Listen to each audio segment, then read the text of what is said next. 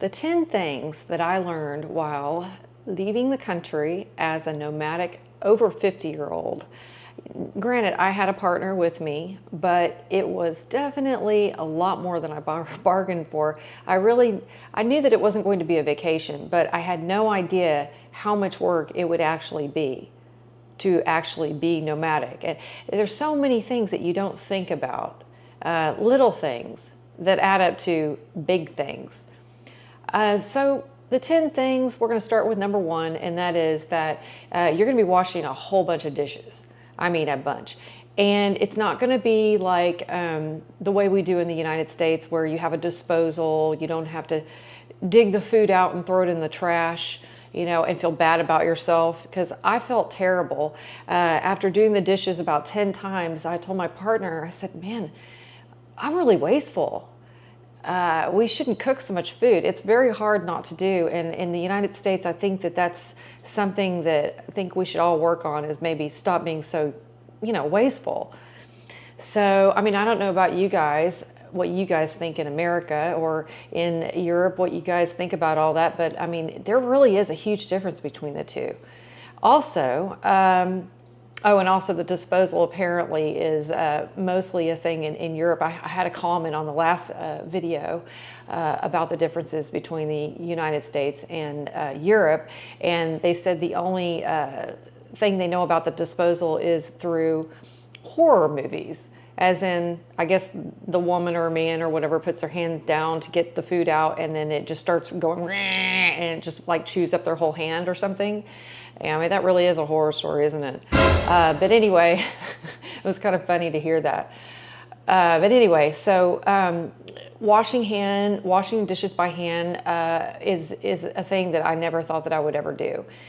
And I always thought that that was something that the housewives of the 50s would do. But anyway, it made my fingernails kind of brittle. They weren't strong to begin with because we don't actually have that much nutrition in America compared to Europe and probably the whole world, because most of our food is kind of dead. I know that America doesn't want to hear it, but after having the food in other places, it really changed my mind about the way we consume food here, and also the nutrition. It's incredible. I felt so much healthier. I could do more. I didn't have the inflammation that I do in the United States. When I came back to the United States, it was really bad, and it's kind of gotten worse and worse. I had sort of like a previous injury, and I didn't really feel it in Europe. Maybe it was because I was too busy navigating life. But to tell you the truth, I mean, I don't know if you can see this or not, but it's really swollen. I had slammed you probably can't see it, but anyway, I slammed a garbage chute or whatever. I was putting some trash in a garbage chute in Singapore, and it slammed on my finger. And it hasn't really been the same since. And I didn't really notice it. I mean, yeah, it hurt at first, and I didn't really have the inflammation that I do now. So that was kind of an eye-opener, that everything's so inflammatory. And my stomach hurts a lot now, and I did gain a lot of weight in Europe. I wasn't expecting that one. And that comes to number 2. A lot of people in the United States, they go to Europe for a couple weeks, and they're like, oh, wow, I've lost weight. I don't know what happened. Well, for me, it was the opposite. I actually gained weight because it was like my body wanted to hold on to the nutrition that I was able to get in those other countries. And so now it's really difficult to lose weight. I'm still about 10 pounds overweight because of it, because I just was so happy to have some food. I know it's terrible to say, but I don't know if anybody else has had that experience or not, but I mean, I was expecting to lose weight. Not that I needed to lose weight, but I was definitely not expecting to have this weight still on me. So I still got the brat, the bread from Europe. It's still, kind of causing trouble. But anyway, so number 2. Okay, or number 3, actually. One thing that really was very upsetting, after a couple of months, I noticed that my friends, they really weren't interested in what I was doing. I would, try to call them or video call them, and they just were not interested in any of this. And it surprised me because I know I would be interested in learning about, different cultures and everything, and just what's going on in Europe besides just a vacation kind of thing. And they're not interested. They could care less. And that really, I don't know, it kind of shocked me a little bit. It made me wonder, I mean, are they really my friends? No, it's not that they're not my friends. They're just not interested. They've got their own thing going on. And in the United States, everything's a hustle. I think in Europe, it's less of a hustle and more of a enjoying life. Something I admire so much. I wish I could do that, but living in the United States, you do or you die kind of thing. Unless, of course, you've got an inheritance or whatnot. And of course, I don't. So, yeah, I'd say that they're just really not interested. And it's sad. I even heard that Americans, I think it was 48% of Americans don't even hold a passport or something. I mean, maybe I'm wrong. Maybe somebody can tell me the actual figures, but that was also shocking for someone to tell me that. And I'm pretty sure Europeans probably have passports all over the place, but whatever. And so, they're a little bit more educated too, which makes me feel more inferior. They read more. Every house sit that we did, which was a few, probably I think 3 or 4 in Europe. They're like pet sitting or whatever, but they all had books. I haven't seen books in a long time. I have a few, but they're in boxes. I don't read books. I get on the internet and I find out whatever I need to know, and that's it. And I crave the knowledge and I'm done. And then I move on to something else. But they actually had novels and self-help books and history of this or that. And it was just like, oh gosh, I mean, I feel so stupid, And so that was an eye-opener as well. So yes, I am getting way out of what I was actually supposed to tell you guys. But anyway, so, but yeah, that was a little shocking. I know that people in the United States, they still read. But I think most of the United States does not. I guess because they're playing video games or watching TV or, doing all of the westernized stuff. I don't know. But yeah, so what am I on? Number 4 or something? Okay, so this is more of it's a criticism. And it's not to be rude or anything about Europe, because I mean, all the city centers, they're all beautiful, right? But it seemed like every time I went to one, they all looked the same to me.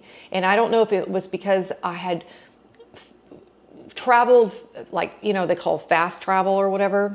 I had done a lot of that, especially in Germany, because we didn't have a lot of time in each location. We wanted to see everything. So we went to 5 different cities. And every single one of them, it was the same. And in every country, really, it was pretty much the same. And that was a little, I mean, I guess it's because after World War II, if you let me know if I'm wrong, but after World War II, a lot of places, they were destroyed. And so they rebuilt them, to make them look the same or whatever. But I don't know, there was something about it that didn't feel authentic or whatever. It was a little depressing, so it's not a bad criticism. It's just that, I don't know. It was after about, I think I'd probably seen maybe 10. And then I was just like, I'm never going to do this again. I'm not going to spend my time doing this because it's just not worth it. Because there's so many other things to do and see, maybe going to a small country town or, I don't know, going to a palace. So we did actually splurge and see the Schönbrunn Palace. I have it on another video. But anyway, I don't have a video on the inside, I don't think, just the outside. I think that's on Mark and Linda's X Adventures. Shameless plug, sorry. Anyway, so getting back to what I was saying, in places like Poland, this is number 5, it was kind of eye-opening to know that I did not know this, and maybe I'm learning a little bit more about Europeans and stuff, but in Poland, for instance, they're really mad at Americans. and I mean, I have nothing to do with it. Our government at the time did. They were pretty much left to fend for themselves. And I didn't know anything about this. And it was so nice to be able to talk to somebody that, gave me their opinions or whatever, and I never looked at it like that. But yeah, after World War II, they were pretty much left to their own devices. And I think the reason we did it, or our government did it, was because we didn't want any more conflict. We didn't want it to last forever, the war, because it was pretty bad. But I do really feel for them, and I don't know. And we went to Auschwitz. That was really cool. That's a side note or whatever. That was pretty.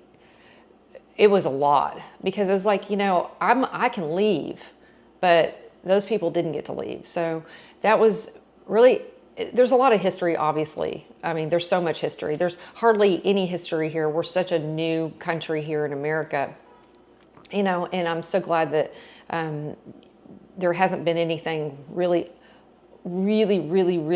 bad. I mean, yeah, the Civil War, yes, of course.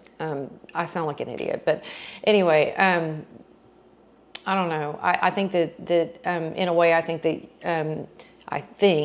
that Europeans feel pretty bad, because I think when we went there was school kids and stuff. They were going to visit, like the schools and stuff. I guess German schools or Polish schools, whatever, so they don't repeat what happened.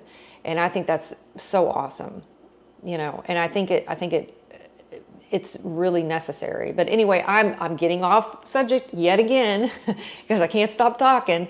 But anyway, okay. So number 6, the people I've noticed, like in the Czech Republic, only because I was able to talk to some people, but in the Czech Republic, they're very concerned, and Germany, very concerned what's going to happen by watching what happens in America, like our politics, I'm not going to say any names or anything, because then I won't be able to promote the video. It's a long story, but you can't say certain things. But yeah, so apparently whatever happens here affects Europe and the whole world. I did not know that. I had no clue that we were, well, not we, but our government, was so, important in that way. So that was eye-opening as well.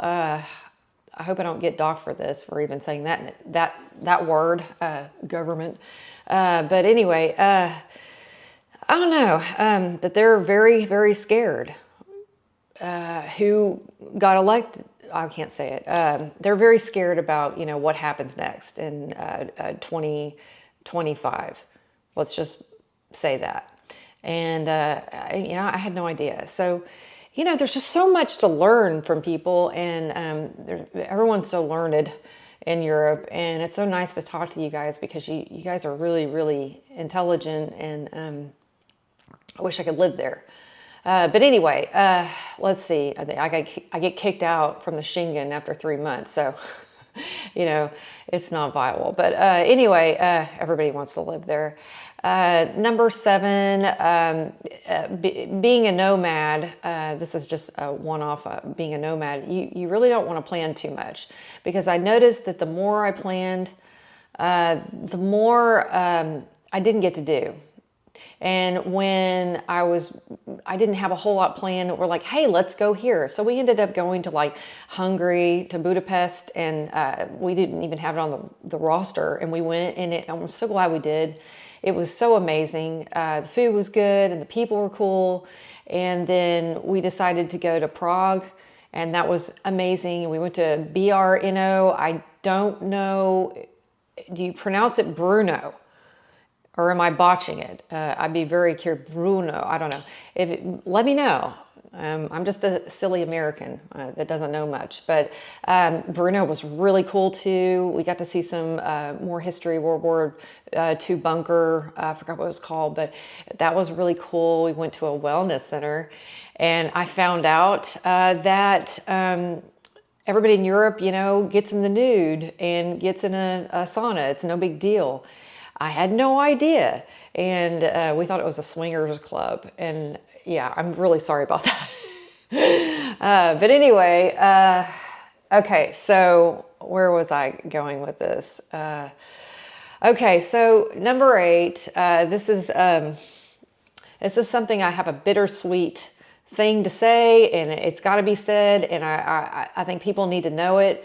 And it's not to be rude or anything, but I had watched a lot of YouTube videos in the past before I even went out on my own to be nomadic.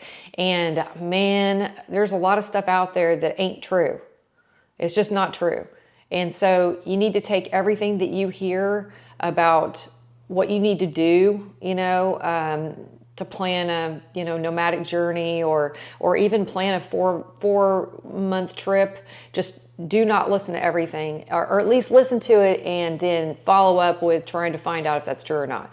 Because there are some things that I actually believed, and it was, when it came to insurance, when it came to even down to laundry tabs, not tabs, but the things that tear off the towelette things, that was a lot. There was a lot of different things, and I can't think of them, but you just need to listen to what they say and then check it out, verify it. I'm not giving you good examples right now because, of course, I can't think of everything, but there were some things that it wasn't cool. But anyway, let's see. Number 9, you have to be flexible, and you have to basically be someone that can just kind of go with the flow. If you're going to be nomadic, you can't be real rigid. You can't with anything really, because if you are, you're going to fail. You're going to go home. You're going to want to go home. You have to be flexible. You have to be, like the water, I don't know, whatever, plastic.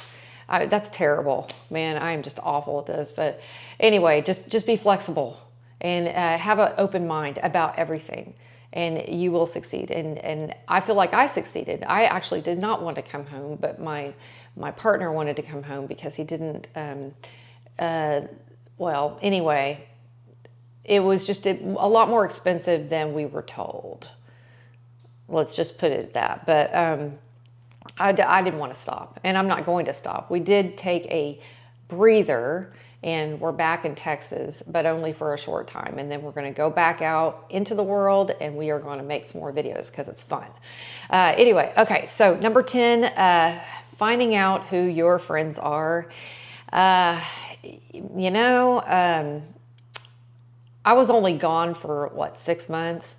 And finding out that those friends weren't really your friends to begin with, or maybe they were, but maybe you've changed, or maybe they've changed, or I don't know. I don't know what it is, but it's really depressing to know that, the person or persons that you think are your friends are not your friends anymore.